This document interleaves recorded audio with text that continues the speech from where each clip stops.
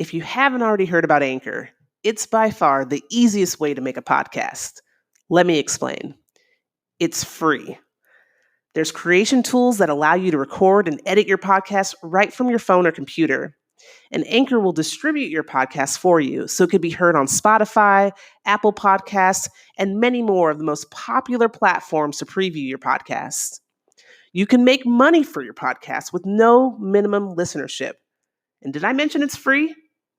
It's everything you need to make a podcast in one place. So stop what you're doing, start recording, and get paid for what you're saying. Download the free Anchor app or go to anchor.fm to get started.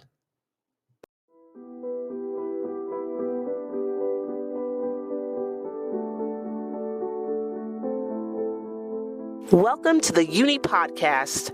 I'm your host, Bianca McCall, and today our journey begins in the fabulous Las Vegas, Nevada, and it takes us across the globe to connect with heroes in their own rights in the space of suicide prevention to help us reach a cure for suicide. Today to talk shop, I have on the line with me Mr. James Bean. James, are you there? I am. How are you? I'm doing well, my friend. Thank you so much for coming online today to chat about kind of life and with social distancing and how that impacts us all. I'm very excited to be able to learn more about what you're working on, what you've worked on, and what you're bringing to the community to keep us all connected. So, James, will you tell us a little bit about yourself, who you are as a person, professional, all that good stuff? Well, my journey goes all the way back to Providence, Rhode Island. That's where I was born and raised. I am a huge Providence College basketball fan. Live and die the Providence College Friars. So I actually went to school, though, at the University of Memphis. So this is going to be an interesting story for you and your listeners. I chose the University of Memphis because Providence College played Memphis State University in 1973. And in the Final Four. But I ended up trying out for Memphis University of Memphis. Mm-hmm. And I did not make the team, but ironically, they went back to the Final Four in 1985. And that was the year, Villanova won over Georgetown. So there's a little sports history background for you. So my foray into suicide prevention actually came about because I had four of my close friends committed suicide, all at different periods. One was a teenager, one was kind of an older person, one a colleague, that I worked with. Mm-hmm. In fact, two colleagues that I work with. So that would be the four people. And I was so disillusioned and so frustrated and felt so helpless about the whole situation that I wanted to write about it. And that didn't all come into fruition until I was going through my own crisis. My divorce, my father had passed away a few months earlier. I was not where I thought I should be in my career, et cetera, et cetera. So there were those things that just kind of layered on top of each other. So there I was with a suicide attempt. And then after that, that's when I said, hey, I got to do something. And my something was writing a book, When the Humor is Gone. And that was published in 2014. And it is available, Barnes & Noble, and you can get it also on Amazon. So the book is really a life-affirming journey. What I talk about in the book is basically, it's not really autobiographical. I mean, it's some of my life, but not all of my life. It's more broken out into chapters where I just discuss, our journey, that we're on, and particularly people that might be having, trouble in their life. So one of the chapters is about finding your worth. Mm-hmm. And this is something, Bianca, you and I have talked about, how society sometimes tries to diminish us, and make us smaller than what we are.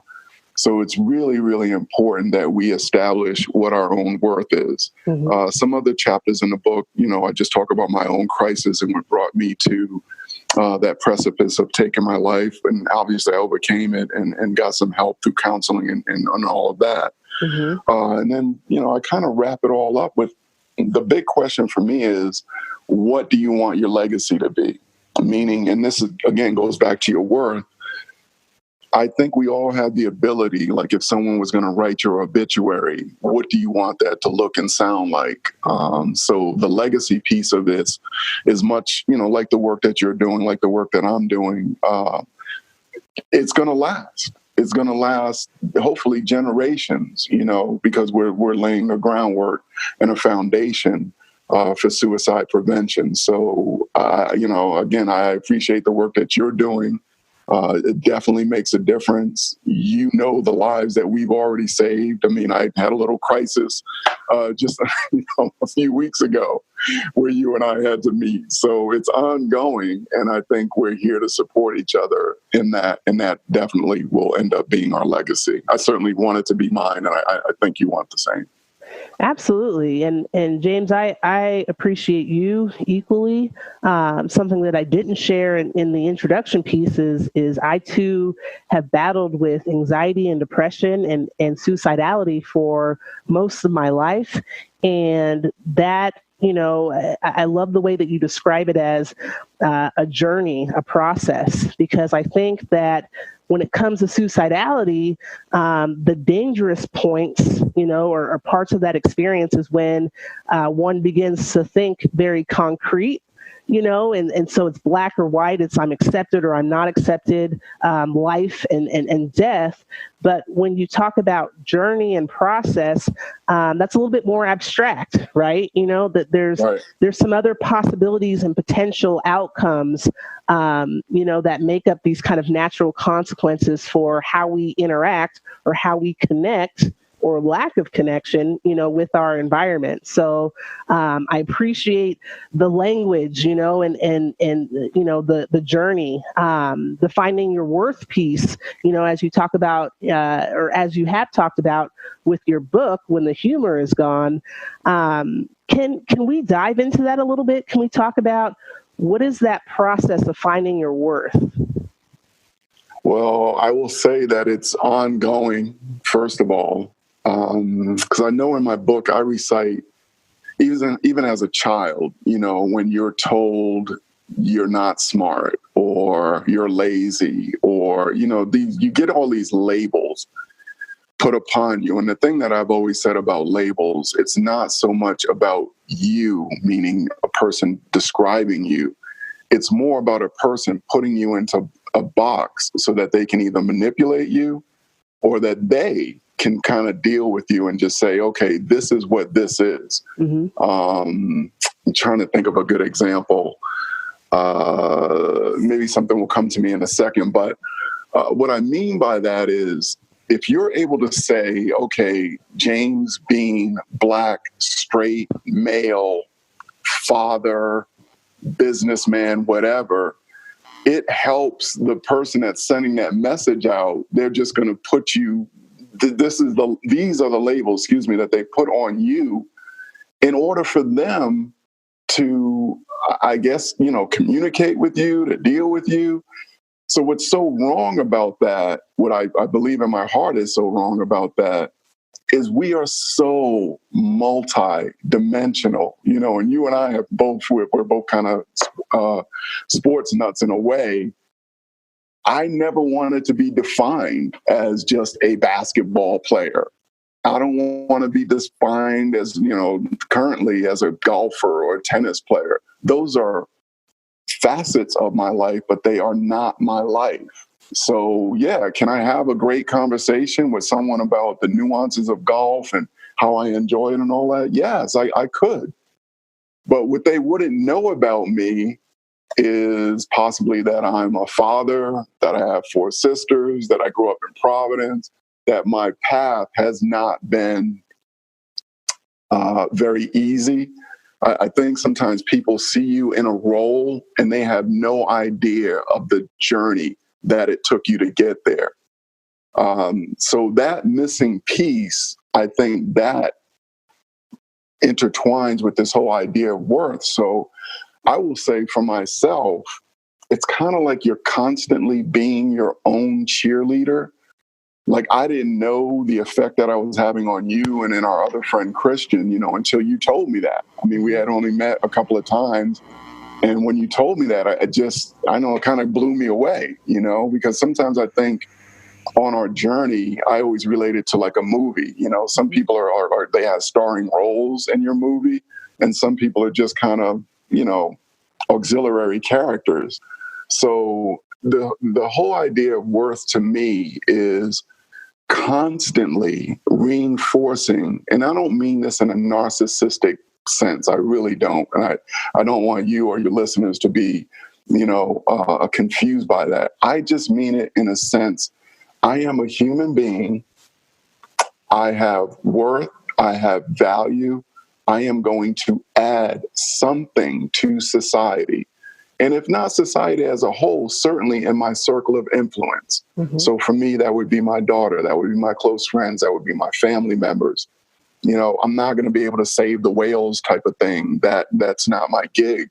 But I do know I can influence people and show that value and worth in the people that are in my inner circle. And I hope that makes sense. But if you need clarification, then just ask away.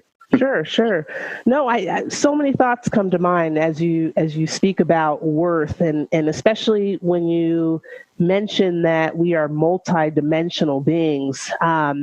For me, I almost had kind of a sense of panic with that, because I'm thinking about the responsibility, for multiple dimensions, right? So if we are multidimensional beings with opportunity for connections on so many different levels, right? Emotionally, physically, spiritually, just to name a few. The responsibility to one, initiate or encourage a positive connection, and then to nurture and maintenance those connections, and then also to cope with any type of strain to any of those connections. I mean, you're talking about a lot of responsibility to engage and participate in something that I think we oversimplify and call relationships, right? For sure. I think you hit the trifecta with those, and I'll start with the one or really expound on initiate. Okay, so I can sit in my bubble, and this actually happened with a Christian. He had texted me, but I wasn't kind of initiating with him. I have been working on some things, and I didn't really check in with him like I usually do. So I think that initiation piece is really, really critical. And as you said, when you do that, you're taking on responsibility. Now, we all sometimes want to just cower and say, you know what? I'm not going to delve there. I'm not going to go into that. I don't want to have responsibility for that. But I think that's what we're built for. And I think we help a multitude of people when we do take on that responsibility. And I mean, let's face it, with today's technology, a text message like you and I do sometimes, that's almost minimal. It's kind of like that phrase that always has cracked me up from the first time I heard it. Hey, that's the least I can do. I don't know how that became a compliment. Right. That just seems like I'm doing the minimal right now. Right. Yeah. If I could do less, I would do that. Right. It's always struck me as really funny. But anyway, I don't think we should be afraid. And I think what you might be tapping into, and you can correct me on this if I'm wrong, sometimes we just feel we don't have the capacity. Mm-hmm. I look at my own life right now. Can I take on another friendship? Would I be, not that this is happening right now, but would I be able to take on another daughter or a son? Mm-hmm. I don't know. And I think I've never really feared being overwhelmed like that. I do realize that there is a threshold. We all have a certain capacity, and when we go over that, that's when we do feel overwhelmed. Mm-hmm. But there's a side of me that just says, look, you're educated, you're a Black man, you're strong, take it on. Mm-hmm. You take on as much as you possibly can, because in most instances, Bianca, when we reach out like in that way, we're reaching out to someone who has a lesser capacity. And I don't mean that they're a lesser person. That's not what I'm saying at all. They probably have less education, less resources, less even world knowledge, just how to navigate in the world. So those are the people that we're helping. And I think, quite honestly, we have a duty to help people like that. Mm-hmm. Absolutely. I mean, and again, that duty, that responsibility, I don't think anyone is exempt from it, because to some degree, that connection or that connectivity is what is allowing us to thrive. It's connecting us to the living, right? It's connecting us to the source of life.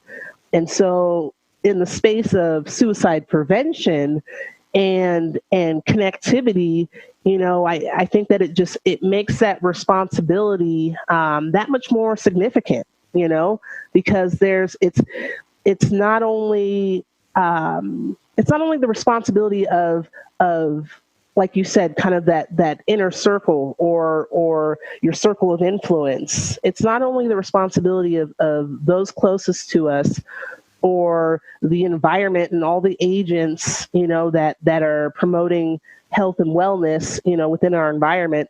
The responsibility doesn't just lie with those individuals to ensure that there's a connection. There's it starts with us, Right. I'd like to share, I had a recent conversation with my father, and he said something to me that really just, my mind just went so far and so deep into this thought. But I was talking to him about, okay, everybody's talking about COVID-19 and everybody's impacted, in varying degrees and levels. And I told him, I said, Dad, I've got a lot of friends, a lot of colleagues, a lot of people I know that have children and have multiple children. My brother, he's got 4 children at home and working from home and all these things. And I said, Dad, I got to say, I'm pretty, happy that during COVID-19 impact and social distancing, I don't have the responsibility to ensure that my child is thriving, right now. I don't have a child that I have that level of responsibility. I'm a caring person. I care about everybody. I'm thinking about my employees. I'm thinking about my friends. I'm thinking about my family, and I want to be helpful where I can. But I told them, I said, I don't have a child where I say my child is who I need to be most concerned with or have the responsibility with. And what my father told me is, he said, Bianca, we all have, our inner child is our first child. It's our firstborn child is us, our inner child. And it just dawned on me, and I said, oh my gosh, you're absolutely right, because it's our inner child that is our first and our oldest child, and it's how we learn to care for, and it first dictates every relationship we'll ever have in our lifetime. So that's interesting to me to think about. It's kind of like the airport, or the airline. You put your mask on before you put the child's mask on. Taking care of self first in crisis, in the midst of crisis. Not too many of us are highly skilled at that. Yeah, your father is a very wise person, because I couldn't agree with him more. I see it exactly the same. I think sometimes when you do things for yourself, that sometimes comes off as selfish.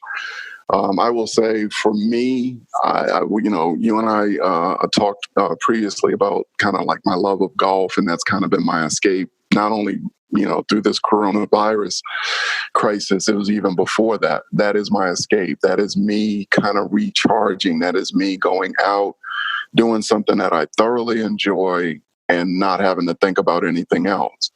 But in doing that, like I said, to me, that golf excursion it recharges me. It makes me think about some things. It gives me a certain, solitude, just a rejuvenation because I know what's going to face me when I get off that golf course. I've got a daughter to deal with. I've got, seeking employment.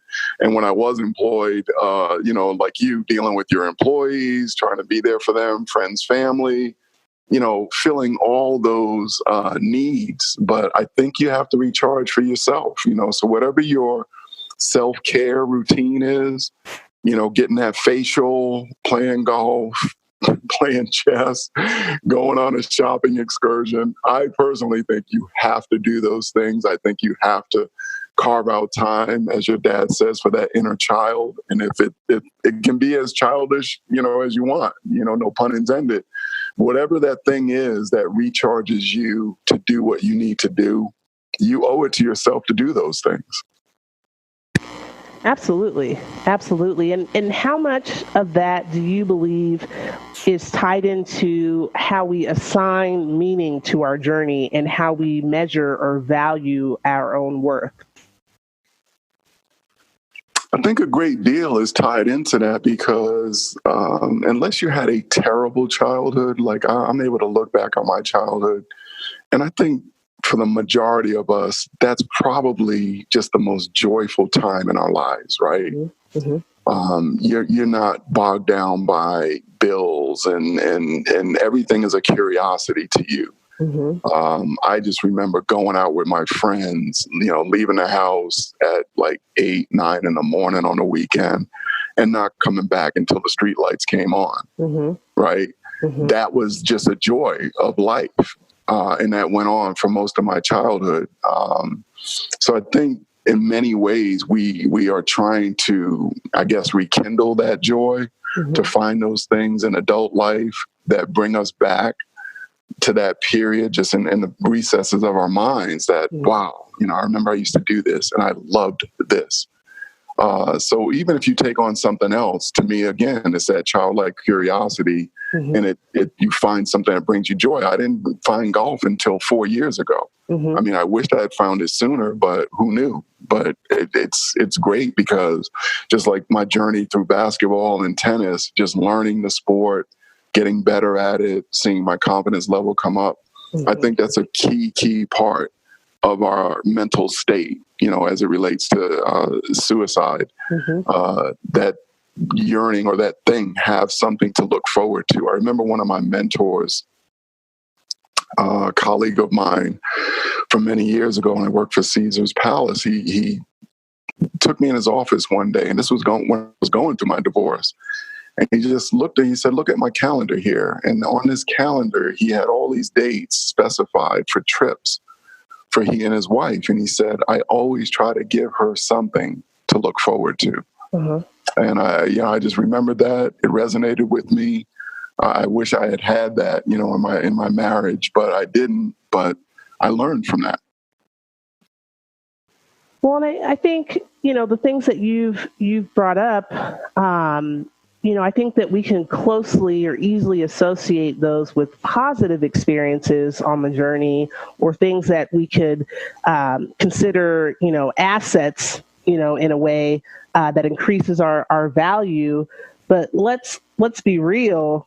It's not always rainbows and butterflies, right? I mean, there's part of a journey. It includes both the positive, but also negative or setbacks or the uncomfortable. So how do we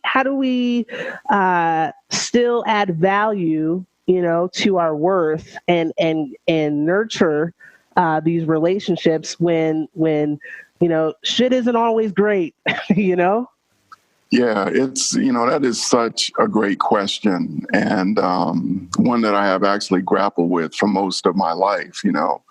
I don't mind sharing with you and your audience, and this is all kind of detailed in my book as well, but as I look back on my life, I'm just going to recount just a few things that, in my opinion, really shaped me. It strengthened me. It gave me better perspective on life. Quite tragic, but, to your point, it's not all rainbows, right? So the first real tragedy that I had in my life, I'm going to say, was the death, really the murder of my younger sister. Now, this happened when I was in law school. In my second year in law school, she was 25 years old.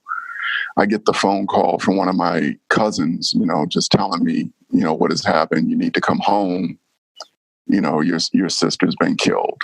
And it was just surreal. I mean, I was on the phone, but I wasn't on the phone. It was one of those moments I think sometimes people recount, like you're looking at yourself almost. And I remember I was in a hotel room because I'm a comedian. I was somewhere doing a gig. And that's when they reached out to me and found me. But it really was. I was like looking up at myself on this bed, just crying and contemplating and what happened, and my sister's no longer here and I wasn't there to protect her, et cetera. You have all these feelings. So that was the first thing. Well, a couple of years after that, my brother died of AIDS. So that was more like within an 18-month period. I know it certainly wasn't more than 2 years. So right in a 2-year period, and I was 26 at the time, I had lost 2 siblings, and that was just like devastating to me and devastating to our family. It really was like a total family setback. Sure. But I remember, I'll digress a bit, because when I was in law school, I was ready to quit. Like I said, I was 2 years in. I was actually taking my final exams at that time as well. So I go back to law school. I remember talking to one of my law professors, and I said, look, I'm just not going to make it. I'm not mentally there. This is it. I'm not going to make it through this. And he said to me, James, if this shit was easy, everybody would be doing it. Now, he was relating it seriously. He showed me compassion, for my loss and all that. But I think his point was, yeah, this is it. This is your precipice. This is it right now. And you're going to make a decision, and you're going to fight through this, or you are going to quit. And I decided to stick it out. And I did graduate law school, and I did pass the bar the first time, and it all worked out. So I'm not sure if that answers your question. I just know that, and I'm going to say we need to go on, Bianca, but I don't know what that looks like for other people. And that example I just gave you, what it looked like for me was I needed to complete law school. Sure. It was going to be good for me. It was going to be good for my family. It was going to be good for my legacy. I'm glad that I did, because I don't know what my path would have been had I just quit at that time. I have no idea. So, yeah, I don't even know. And believe me, I don't even believe that I have a lot of resolve. I've quit sports teams. I've quit certain endeavors in my life, but I didn't quit that one for whatever reason. So I'm not standing here or saying to you or your audience that I'm like this master resilient person and, Jedi mind trick kind of thing. No, I just know that if I wake up the next day, tomorrow, there's an opportunity out there for me, no matter what tragedy has befallen me today. Yeah, I think you make a great point that, which it answers my question perfectly, but it's resilience, it's survival that adds to the assets, that adds to our personal worth. The fact that we were able to survive, these traumatic experiences, to survive, failure. And I think before we can survive, before we can be resilient, there comes a point where we have to accept the circumstances for what they are. And once there's that level of acceptance, then there's the choice of how do I respond? Yeah, I'm so glad you brought that up, because I was going to bring up that quote that always says, your character is not determined by, I guess other people, what they're doing to you. It's how you respond to what is happening to you. So I agree with you 100%. Yeah, and something I know that we spoke about before is the whole concept of failure. And I think that there's a misconception that that even, many failures will eventually lead to success, right? You've got the try again little train, and all these, all these cliches that suggest that failure is okay as long as it leads to success, at some point. And you and I have chatted about how, we've almost got to redefine, these constructs. Success is not necessarily the end game. Survival may be the end game. Learning a lesson may be the end game.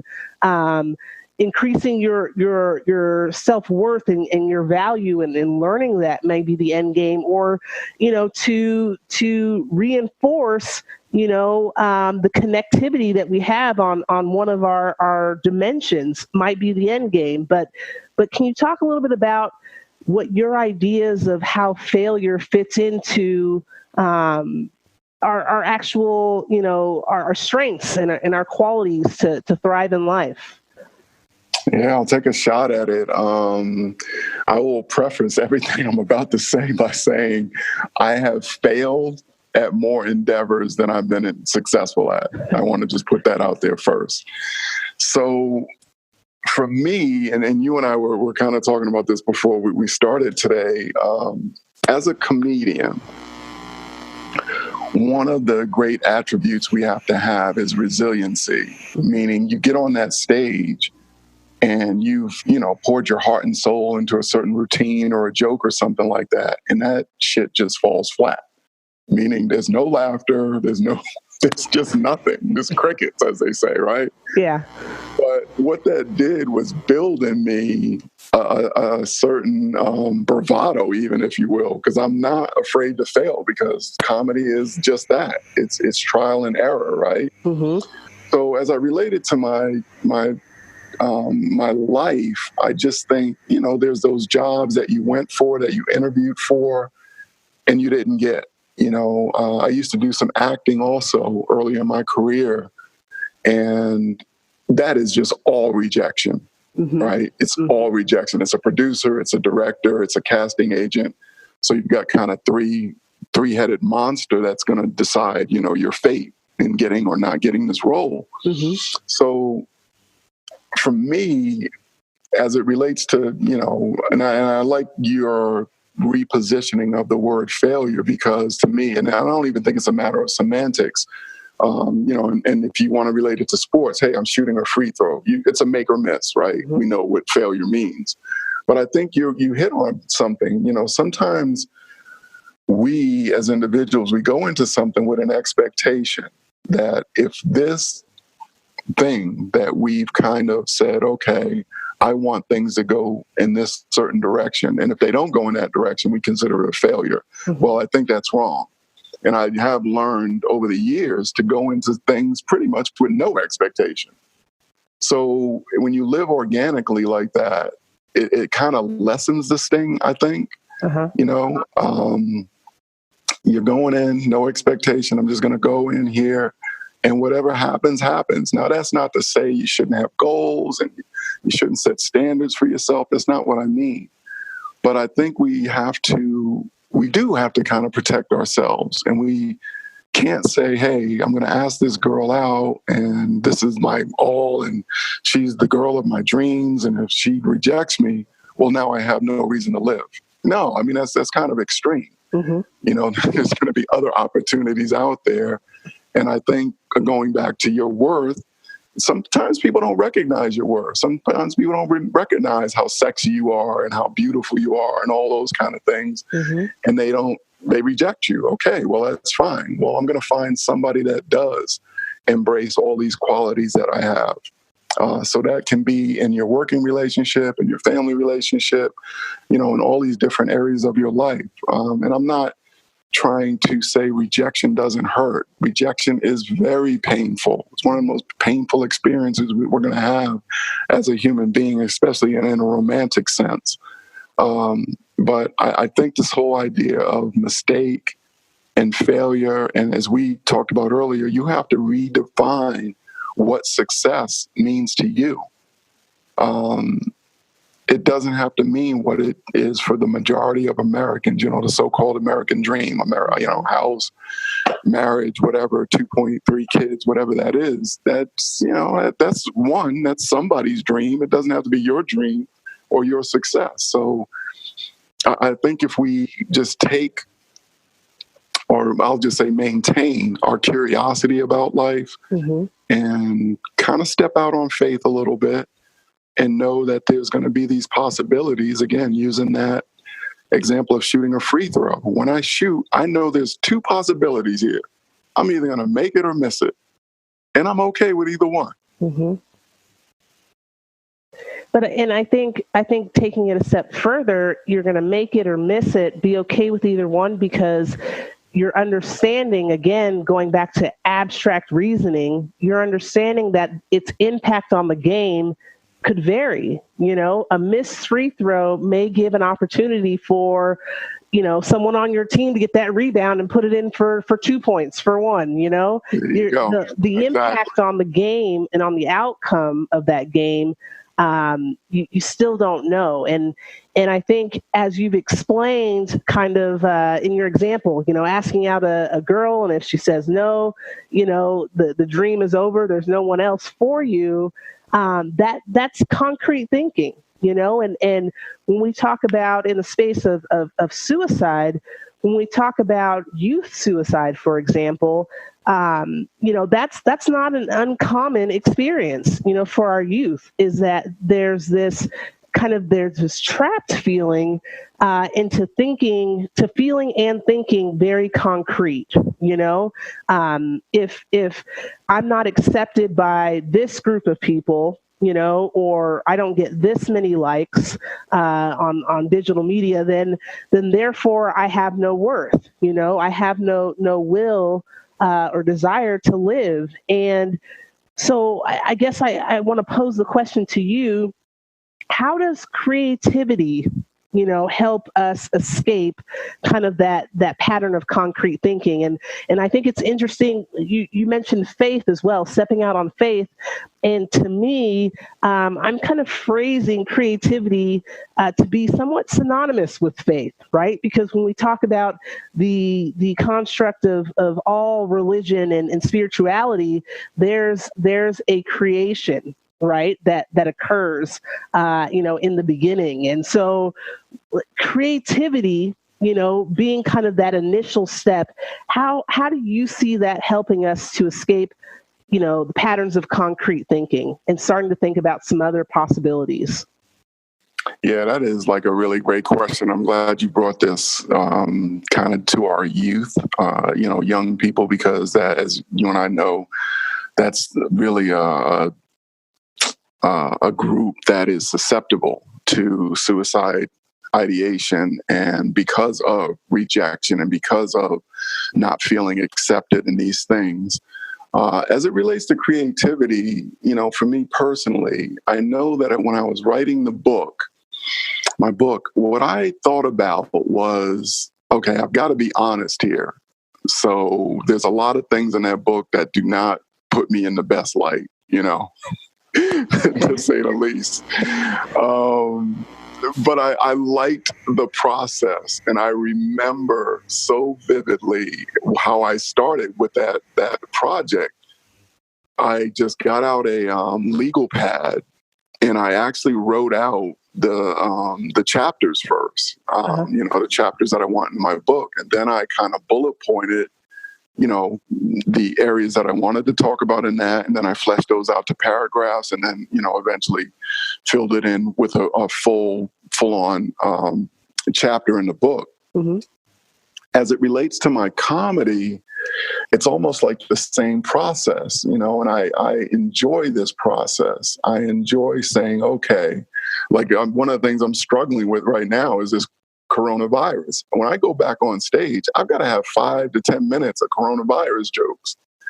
So that I embrace that challenge, and I break it down, and I'm like, okay, coronavirus started in China, and I just write down all these notes. So I think as it relates to kids, and this is why, I'll relate this more to the arts and why it's so important, there's no, or I shouldn't say no, but maybe very little, there's very little, what I'm going to call, I guess, rejection or I guess scrutiny in art. Not at that level, not at a junior high, even grade school, high school level, right? We ask these kids to draw a picture of something, and that picture ends up on a refrigerator at home. I don't know any parent that's going to go, oh, you used this blue here. Why didn't you use red? Nobody Right. breaks it down like that, right? Right. It's just that person, that child has created this, and it's theirs, and it's wholly theirs. When you even put your little name on the bottom or the top or whatever, knowing that you created this. So I think this is really critical, because I think it's one of the building blocks to going, coming back full circle to this whole idea of worth, that, yeah, I am capable of creating something from absolutely nothing. And I think that, quite frankly, I'm going to use the word magical, because that's what it is. That's us. That's human beings.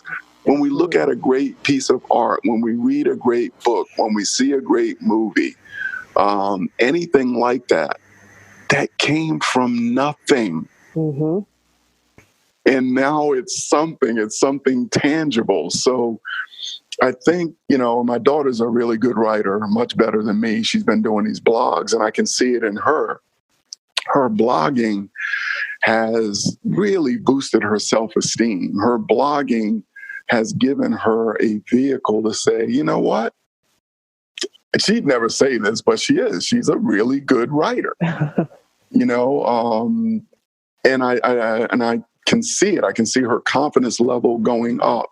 And I can see when she puts this out into the universe, it's accepted, people appreciate it. And again, it came from her mind, and it's her putting pen and pen to paper and just coming up with these ideas on her own and expressing how she feels about a certain topic. Mm-hmm. So again, as it relates to young people, it is critical that they become creators and get away from competition.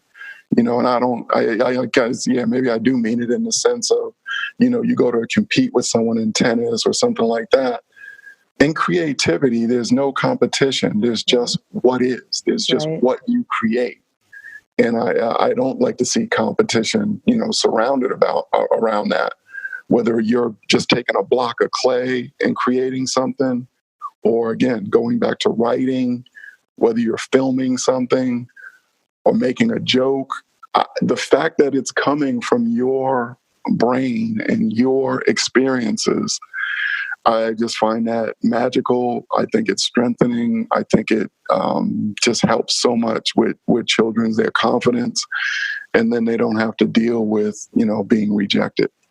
Absolutely. You make a great point to remove the competitive piece or competitive nature, from creativity. Competition, it suggests that, there's a better and a worse, number one, number two, that there's separation, and something that I'm always talking about, and you can attest to this, James. I'm always saying that really we need to eliminate those degrees of separation between us so that we can approach each other with compassion. It's very difficult to be truly compassionate about someone else's or empathetic about someone else's circumstances when you have an us versus them mentality, and so replacing competition with authenticity, right? Because being creative, you're being authentic, your authentic self. And you mentioned when you spoke about your book that you didn't portray yourself or present yourself in the best light, and how does that in your mind equate to you being the best person possible, and if we can look at light as light, and just create, how does that change, I guess, your process between having something that's scripted to portray yourself in the best light versus what we spoke about before, and just having unedited conversations, and how does the scripting versus the unedited conversation relate to improving your connections? Well, I think the key word that you use is authenticity. So if you and I were to meet for lunch and we're both kind of kicking it, chopping it up, and we're both saying everything is great, I believe that I would challenge you on your greatness and you would challenge me. Well, how great is it? Because we both know we're both facing challenges in our lives. And if we're not willing to discuss those challenges, that conversation to me would be inauthentic and somewhat hollow and shallow, right? Sure. So I know I wouldn't let you get away with it. And I don't think you'd let me get away with it, right? We wouldn't just leave it at, oh, everything's great. I don't think so. Right. So in my mind, the reason I just put myself out there, and a lot of people use the term brave for me, especially my friends that read that book, and which is, I think, is a different experience from people that don't know me, because what I got from my friends was, man, I had no idea that you were going through this, right? And that would have been a complete shock had I gone through it, the suicide attempt, or been successful. So I think as it relates to the book, and just, again, going back to relationships that we're talking about, you've got to show some vulnerability, because in that vulnerability, it's just your humanity is coming out. And this is something, again, that you and I kind of discussed earlier. When you allow your humanity, when you kind of let down your guard, you're going to have those unedited conversations. And to me, it's more like a breakthrough. And that's the reason I wrote the book. I want someone to read a verse or a paragraph and say, oh my God, I thought the same thing. If that happens, to me, that's a win. And I agree with you wholeheartedly on the whole competition thing. If we come into any situation as competitors, there's this rivalry and there's this, separation, and, me against her or him. And so I don't know that anything good comes out of that. You're going to have a winner and a so-called loser. And we got to stop looking at life like that, and I think as it relates, again, going back to young people and how they might be processing this, when we do put them into competitive environments, it destroys them. I remember reading Andre Agassi's book. He recited, and this is, Andre Agassi is one of the greatest tennis players of all time. Well, he said in his book, he hated tennis. He said he absolutely hated it, even when he was winning like U.S. Opens and all of that kind of stuff. And it fascinated. It was incredible to hear him say that. And the reason, and I'll relate it to him, and this is why I'm bringing him up. His father, I think he was like 3 or 4 years old.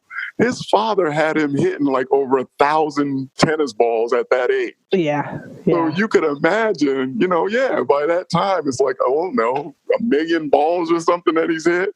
I would be tired of it too. And then the competitive, spirit and all of that, and winning and losing. And I think it can be too much. And I think we see this with some, great athletes when they're younger. Or we just see it even in these little Pop Warner leagues, where these parents are putting so much pressure on these kids. I don't know that I'd go as far as, not keeping score and all that. I mean, like some of them do, and there's no winner, no loser. I don't know. Maybe that's taking it too far, but I'm not fully comfortable with this whole idea of this competitive spirit as it works against children, because I think that really does work against their psyche. Sure. Well, I would tend to think that I think competition has its place. I just don't believe that it has its place in the space of creativity, because I think, again, there has to be some authenticity in being creative and this fearlessness, on your presentation. You just got to be yourself, right? But we can also look at, again, this abstract reasoning when it comes to competition, and what does it do? Does it motivate people to become their best physical self or psychological selves or spiritual selves? Will competition create that? I believe it does, or it will mold, individuals or teams or things like that, groups of people into inspirational beings, right? So now we've given, a voice to who we consider or look at as being, the greatest athletes of all times, and so it puts them in a position to be able to positively influence others, and so I think that competition, it has its positive consequences, as well as, it creates some barriers when you're talking about, and kind of going back to the discussion about youth, when you're talking about how we define or assign meaning to either a win or a loss. And I want to kind of direct the conversation and talk about something called constructivist teaching. And that specifically talks about our own power, to create and to assign meaning to our life experiences. And that particular power or skill set, I believe, is directly related to, our choice, or that choice for someone who's experiencing suicidality, the choice to thrive or the choice to end their life. It's based on how they've assigned meaning to their life experiences or to their journey leading up into that point. And if you're okay with it, James, I'd like to go back and talk about the moments that you mentioned in spring of 2004, where you were confronted with this choice and you reevaluated, and it sounded like redefined the meaning of your journey up until that point, and chose to thrive in that moment. Can you talk about that process of assigning meaning, and how difficult or simple is it to redefine the meaning of your journey? Well, very difficult, first of all. There certainly is, I don't think there's any simplicity to it. Right. So, I'm going to preface my response to you by saying, overall, what brought me out of that and not completing that act was the love of my daughter. At the time she was 5 years old, and I just loved her, and I didn't want her to have to navigate, the world without me. Now, having said that, just going back to your original question, I did reevaluate, and one of the things that I just kind of recounted, it's kind of like a movie where they just kind of do this sequence where they just go back into your past, but it's really, really rapid, right? And every success that I had surfaced, as I started to recount this. And I said, okay, I did come from very humble circumstances, from the ghetto, living in the projects, being on welfare, using food stamps. I remember the food stamps when they were colored. I don't know if you remember, they used to come in these little packs of like $1 bills. And, they were like blue. They almost looked like Monopoly money, almost, right? So I remember going to the store and buying those kind of items and stuff for my mom. But and then I recall, I said, okay, you did graduate from high school and you did, serve in the military honorably. I got an honorable discharge, E5, and I was a photographer, and I traveled all over the world, taking pictures and writing these great stories about our soldiers. And then I did, while I was in the Army, I played on our post basketball team. I was good enough to play on that team. And then I did go to college. I said I was going to go to the University of Memphis, and that's exactly what I did. And I did get my undergrad degree, and I did eventually get a scholarship to go to law school, and I did pass the bar exam. So all these things started coming to mind, right? And I was a good dad, to my daughter. And, so I had some things to be proud of, quite frankly. Mm-hmm. And that was the thing that kind of catapulted me and propelled me to say, you're not done yet. I think there's going to be some great things that are going to happen to you. And quite honestly, after that episode of being right there about to take my life took this kind of crazy upward turn. The divorce still happened, but it was okay. I survived it, right? Mm-hmm. But I ended up getting a better job, and I ended up getting this really good gig on the Strip, being a comedian. And I ended up writing the book, and I ended up performing, for opening, for like Patti LaBelle and the Isley Brothers and all these different things. They all came to pass. So, Mm-hmm.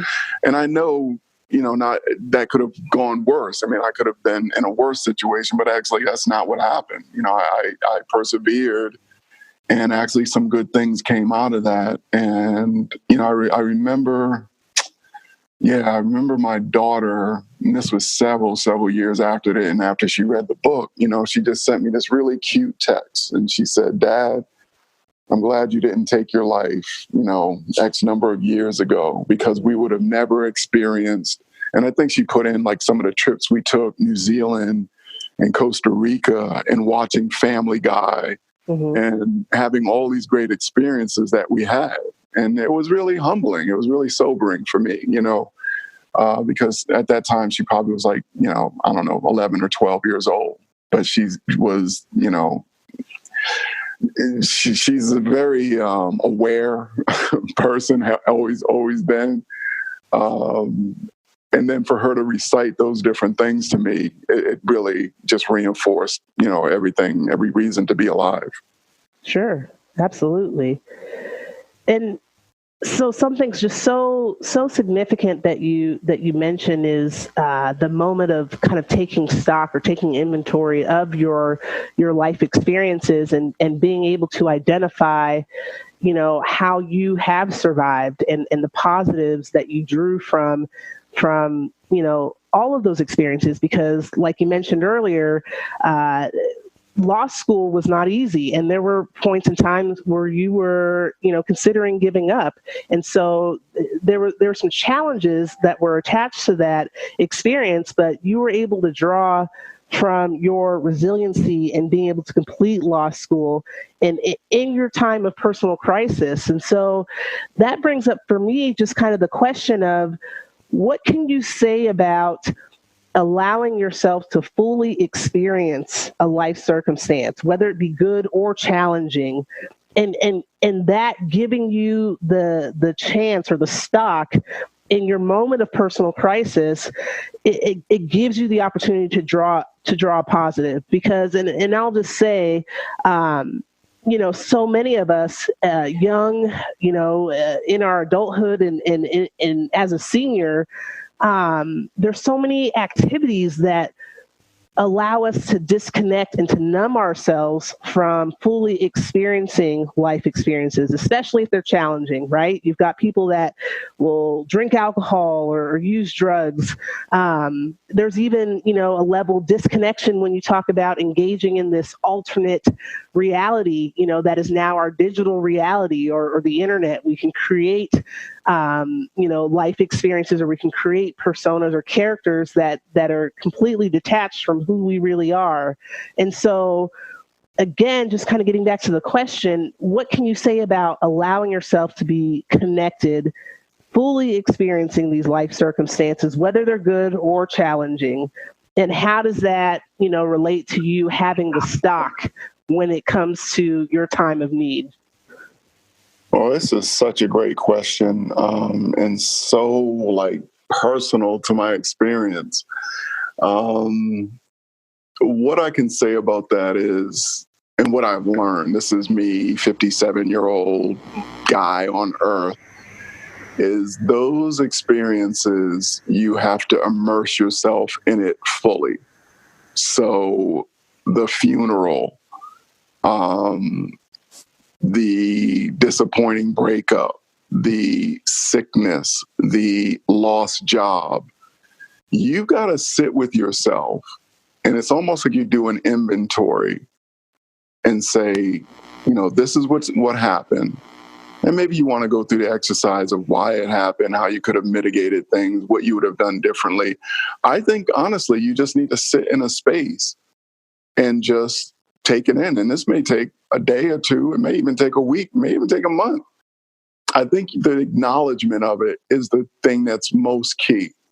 This whole idea, as you said, resorting to alcohol or, some other type of behavior to kind of, I guess, soften the blow or whatever those things do for you. Well, as we know, when you come out of your drunken state, whatever problem you were dealing with, it's still sitting there saying, hey, I'm right here.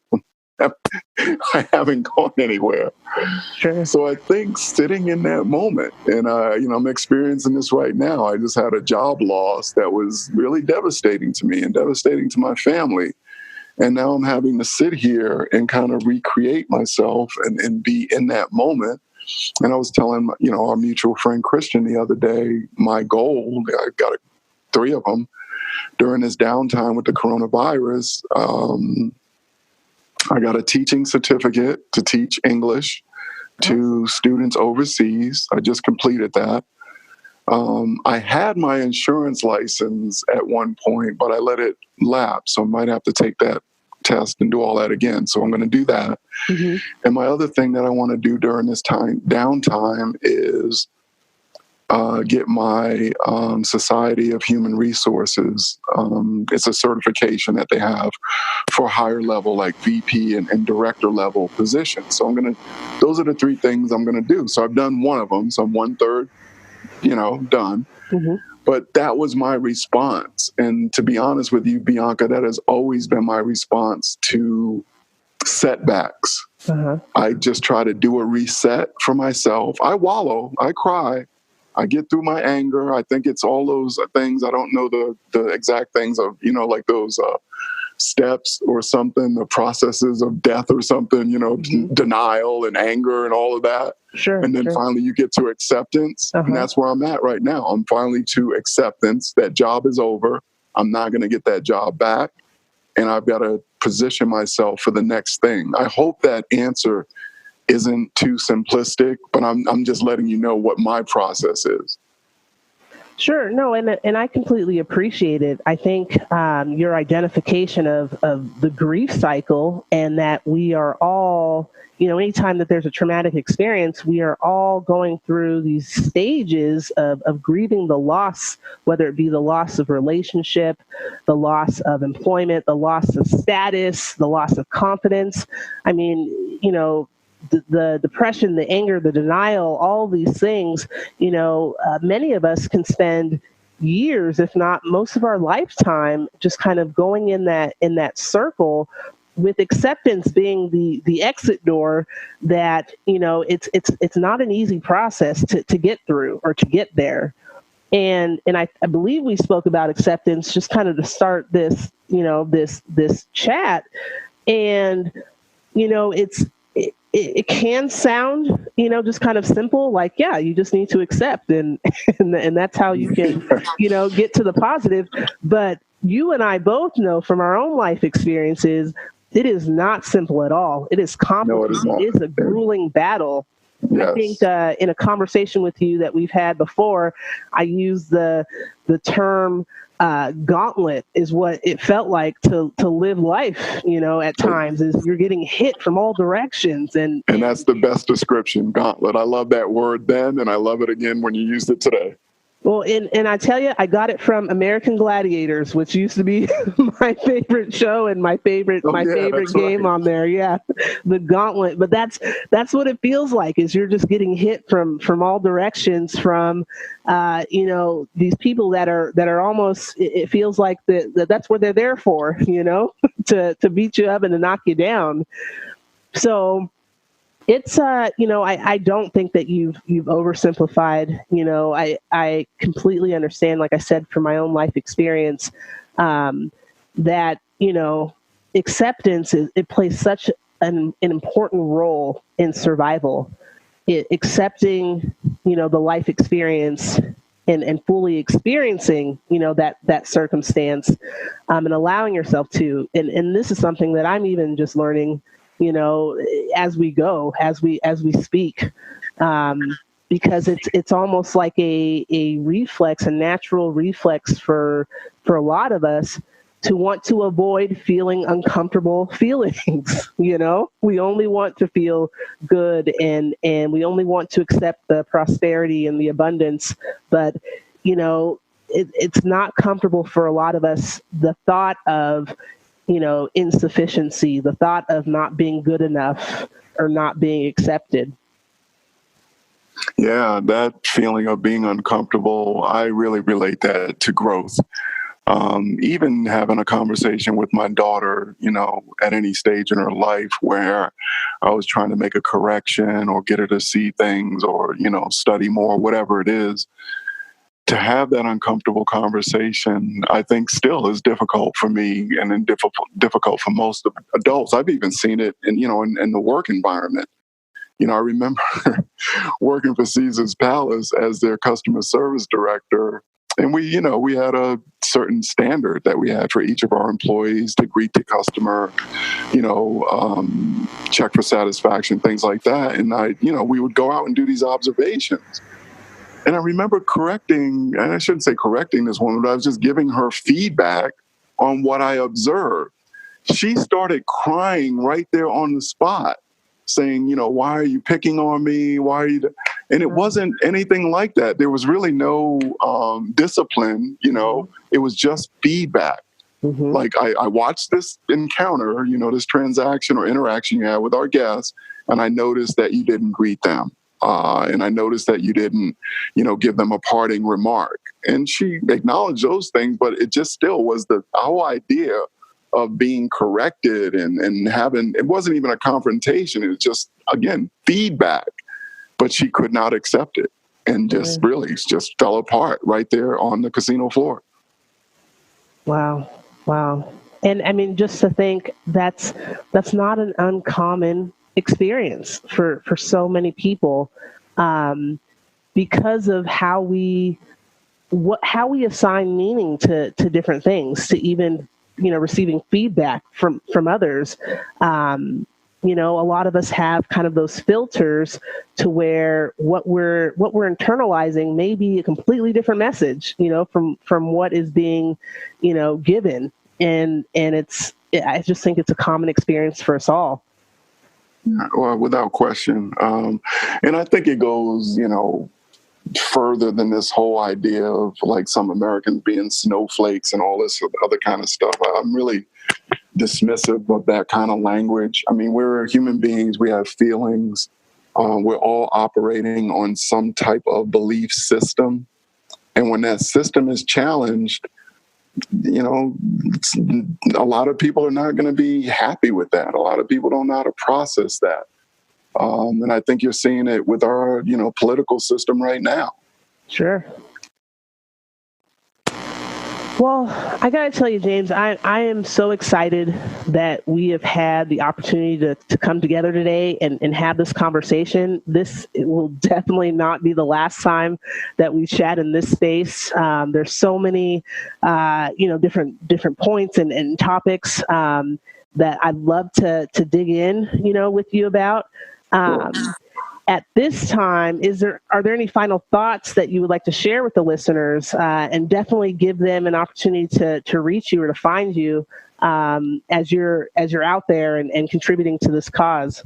Yeah. So they can reach me. I'm going to give my email address out. That is J, the letter J, Bean, my last name, BEAN, comedian, 44, the number's 44 at gmail.com. I would welcome any kind of conversation, in-depth conversation, questions, anything you want to know about my life or anything that I can help people kind of navigate through. Please reach out and reach me at that email address. I will just close by saying I thank you, and I thank you for your efforts. I just feel every day you're saving a life, whether you believe it or not. Whether you tangibly don't do it in that day, I just believe you're saving a life a day, if not more. I think the work that needs to be done needs to be quadrupled or something. I mean, we still got a lot of work to do. Sure. And just for the listeners, when you're in that space of wanting to take your life or even questioning, your life and your worth, just know that there are people out there that you are affecting in a positive way that probably are not conveying that to you, but that you are. It's not always easy for people to say, hey, you said hello to me, or we had this conversation and I'm still thinking about that, or I appreciate, just maybe the day-to-day or daily contact and communication that you have with someone. It is a rough place to be in that space. I've been there, obviously. Bianca has been there. You are not alone. And I guess maybe that would be my final message, that you're not alone. There are many resources out there. There are people who care and love you. And we need you here. We need you here. We need you here on Earth. Absolutely. And beautifully said, James. Thank you. I don't want to let you go or let the listeners go without giving you some credit here. I use the term dig in, and that's actually something that you educated me on, prior to this session here today. Would you mind just briefly kind of talking about what dig in means and what it is and how it relates to your final message? Absolutely. I think sometimes in our relationships, no matter what the dynamic of that is, there's this sense that we're okay. And we want to project ourselves that we're okay. Well, when you're having that conversation, I think it's incumbent upon all of us to get beyond that superficial level, as I mentioned earlier, with you and I in our conversations. If we both said, oh, how are you doing? I'm okay. No, we're not going to leave with that. We're going to be more specific about that. Well, why are you okay? How was your day today? What challenges did you face today or this week? Tell me one thing that you learned about yourself today. Tell me one thing that you were disappointed with yourself about. Tell me one of your failures. Tell me one of your victories. I remember one of the questions I used to love to ask people, and again, this relates a little bit to my book because I have a chapter on it, is legacy. I asked this young lady one time, what do you think your legacy, or what do you want your legacy to be? She's like, oh my God, nobody's ever asked me that before. I think those are the kind of questions that we need to be asking. And of course, you're always going to look at the dynamics of the relationship. I mean, you're not just going to ask somebody you just met, maybe one of those deeper questions, but you still can dig in. And, Sure. The thing that you mentioned earlier, Bianca, about being uncomfortable, that is going to be an uncomfortable conversation for both of you, because they might divulge something that's uncomfortable to express, and it's going to be uncomfortable for you to receive. But that's okay. We can build a bridge for that. Absolutely. And that is ultimately what I hope the listener takes from our conversation is digging in is an act to unite us to end suicide. Is we've got to connect, we've got to dig in. We talked about creativity today and constructivist teaching. All great stuff. James, again, thank you so much for the conversation. I look forward to having many more with you. And you all know, and you all have heard how to get in touch with James Bean. You could also continue to follow the UNNI podcasts. Find out where we're posting the UNNI podcast for the week at www.desertroselv.com, and we'll be on all the major platforms, including our Facebook page, our Instagram. We also have a LinkedIn account. We're all over, but you could always, the central place is www.desertroselv.com for the UNNI podcast. Thank you again for your time today. And until the next time, my friend, thank you. Yes. Take care. Thanks. You're welcome. You too. Thank you all so much for your time today. I'm your host, Bianca McCall. Remember, connect, create, be constructive. Help me and the many others doing amazing things in the space of suicide prevention, and reach in to give permission to those in crisis to reach out. Please, I welcome for you to share your thoughts, your feelings, your efforts, or the efforts of others in your communities with me. Please, you can find me on YouTube, on IG, on Facebook, under my agency's name, Desert Rose Counseling Group, or you can find me on LinkedIn under my name, Bianca McCall. We also have a website where we'll be posting our podcasts and updates on information. And until next time, stay safe, be well, be heroes.